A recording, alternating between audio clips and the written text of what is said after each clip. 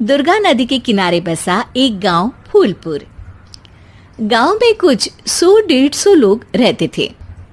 अंजलि, जो कि पास ही के जिले में रहती थी और 12वीं पास कर चुकी थी, उसके पिताजी ने बेटी को जल्दी विदा करने के लिए उसकी शादी फूलपुर गांव के मुकेश से करवा दी थी। मुकेश कभी स्कूल नहीं गया था और इस कारण वो पढ़ा लिखा नहीं था और बाकी गांव वालों की हालत भी मुकेश जैसी ही थी। मुकेश के घर में उसके माता पिता भी रहते थे। सासू माँ, मैं बाहर मंदिर तक जा रही हूँ, आधे घंटे में आ जाऊंगी। अरे अभी कहीं जाने की जरूरत नहीं है, चुपचाप जाके रसोई में रात के खाने की तैयारी करो। और ये घूंघट क्यों हटा लिया है तुमने? क्या पता नहीं कि इस गांव में औरतें बिना घूंघट के नहीं रहती? रात में अंजलि छत पर जाकर अपनी मम्मी से बात कर रही होती है। तभी गांव की 3-4 औरतें उसे देख लेती है और दरवाजे पर आकर उसकी सास से शिकायत करने लगती है। और क्या हुआ? अरे छत पे तो देखो, आपकी बहू मटक मटक के किसी से फोन पर बात कर रही है, दिन भर फोन पे लगी रहती है। अरे कल तो मंदिर के पास वो क्या कहते हैं, सेल्फी ले रही थी।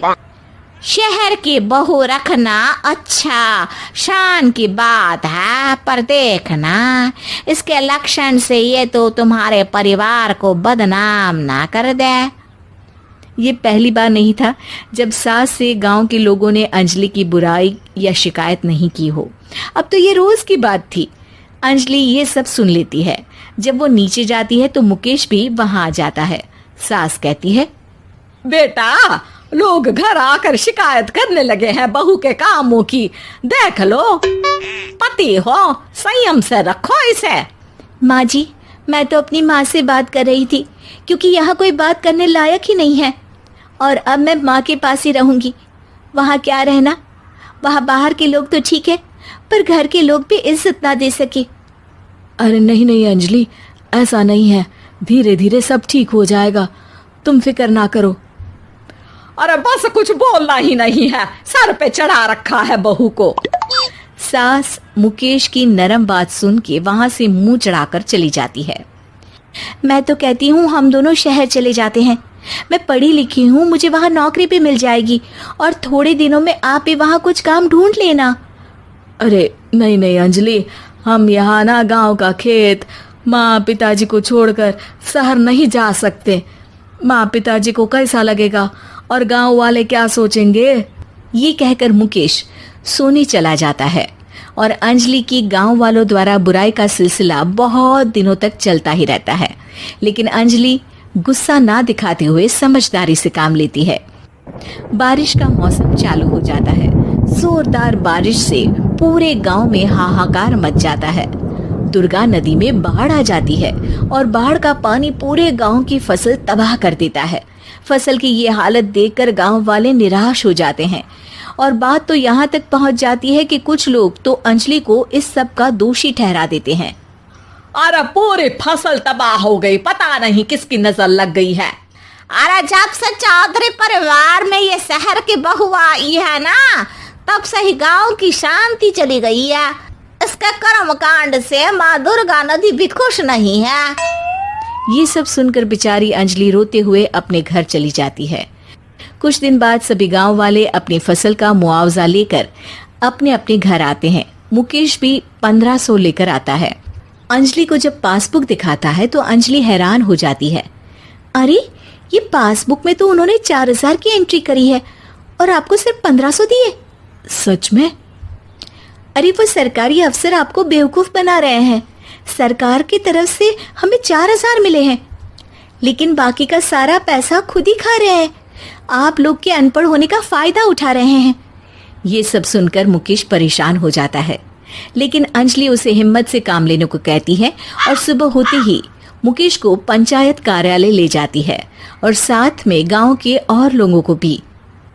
आप सरकारी बाबू क्या गांव के लोगों को बेवकूफ समझते हैं? आपको क्या लगता है ये पढ़े लिखे नहीं है तो आप कुछ भी मनमानी करेंगे? ये बेचारे दिन रात इतनी मेहनत करते हैं, ये हमारे अन्नदाता हैं और आप इनके साथ ऐसा धोखा करते हैं। अरे क्या बके जा रही है ये लड़की, किस धोखे की बात कर रही है? अपने कांड करके नदी माँ को नाराज करके हमारा नुकसान करके इसे चैन नहीं मिला क्या? सरपंच जी, इन सरकारी बाबू ने मुझे बेवकूफ बनाया है और मेरे हिस्से के पैसे खुद चट कर गए। बस ये सुनते ही सरपंच वहां से दुम दबाकर भाग जाता है। पता चलता है कि जनपद अधिकारियों ने गांव के सरपंच के साथ मिलकर सबके साथ धोखा किया है। सब लोगों का विरोध शुरू हो जाता है और आखिर में अधिकारी सब गांव वालों के हिस्सों के बचे हुए पैसे उन्हें लौटा देते हैं और कई दिन तक सरपंच गांव में लौटता ही नहीं। अंजलि, तुम नहीं होती तो हम गांव वालों को तो पता ही नहीं चलता कि ये हमें हर बार बेवकूफ बनाते हैं। हाँ हाँ अंजलि बेटी, हमें माफ कर दो। हम सब तुम्हें बुरा भला कहते रहे, लेकिन तुमने ही आज हमें बेवकूफ बनाने से बचाया है। हमें तुम पर गर्व है बेटी। अब समझ आया कि सरपंच तुमसे नहीं, तुम्हारे पढ़े लिखे होने से नफरत करता था। क्यों ना इस बार हम अंजलि को ही सरपंच पद के लिए चुन ले। क्या कहते हो गांव वालों? पढ़ी लिखी सरपंच। बस पूरा गांव अंजलि के लिए ताली बजाता है और अंजलि की सास उसे खुशी से गले लगा लेती है।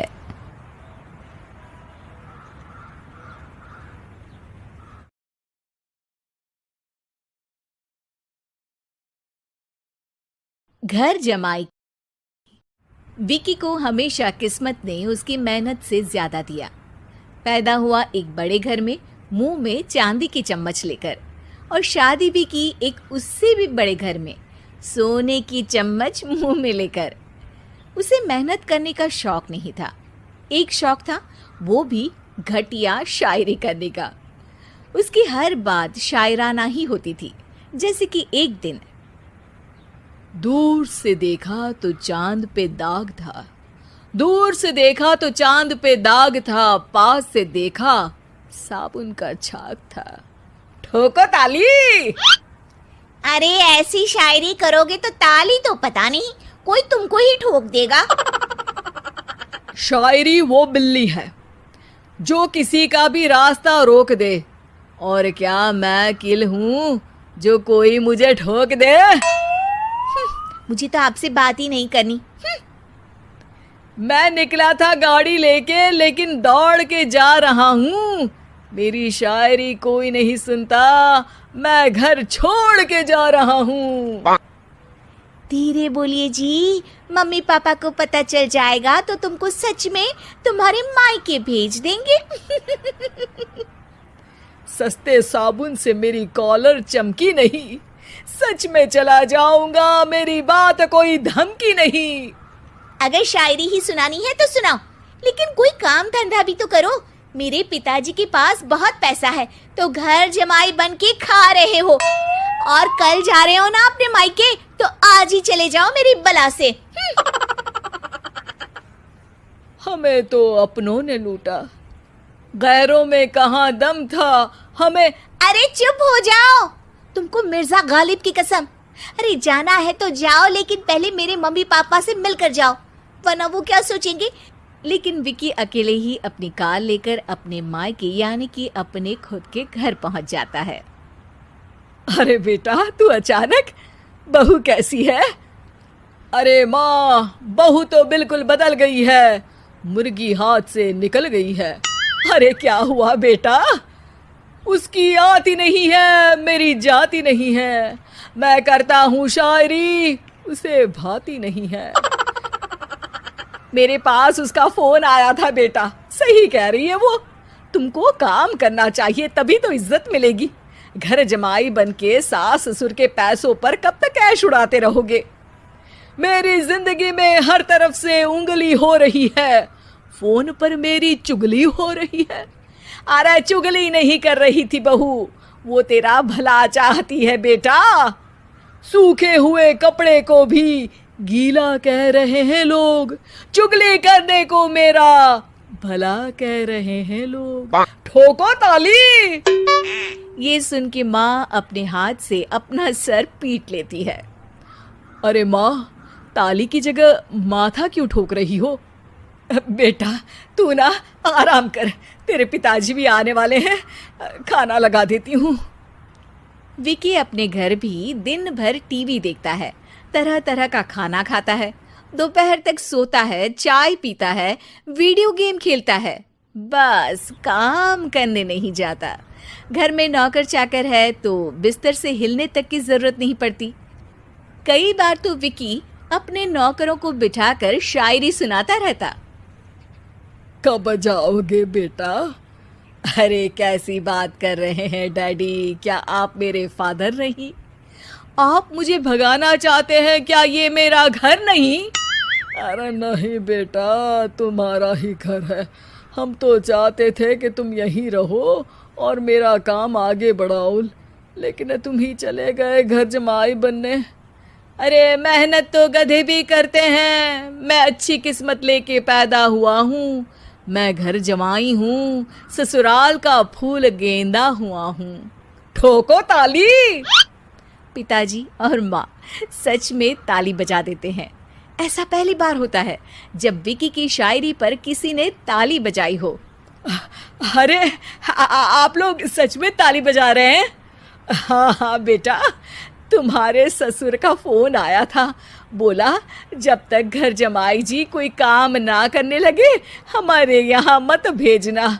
अब तू तो काम करने से रहा और तुझे रहना भी है हमारे घर में ही, करेगा भी शायरी ही, और बार बार ठोको ताली बोलेगा तो आदत डाल ही लेते हैं ताली ठोकने की।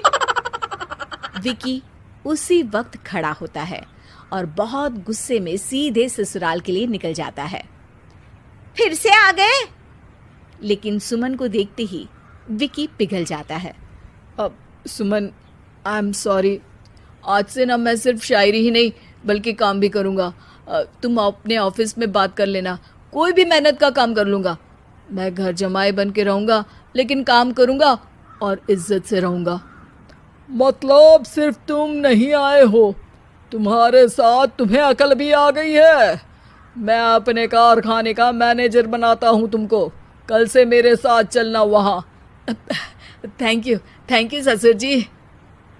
थैंक यू से काम नहीं चलेगा, एक शायरी सुनानी पड़ेगी। है जरूर। ससुर के पास पैसा होते भी मेहनत जिसको भाई है वही सच्चा दामाद है, वही अच्छा घर जमाई है। ठोको ताली। सब विकी की शायरी पर ताली ठोक देते हैं। शिक्षा, जब किस्मत आपको बहुत सारा दे दे तो उसकी कद्र करनी चाहिए और मेहनत करना कभी नहीं भूलना चाहिए।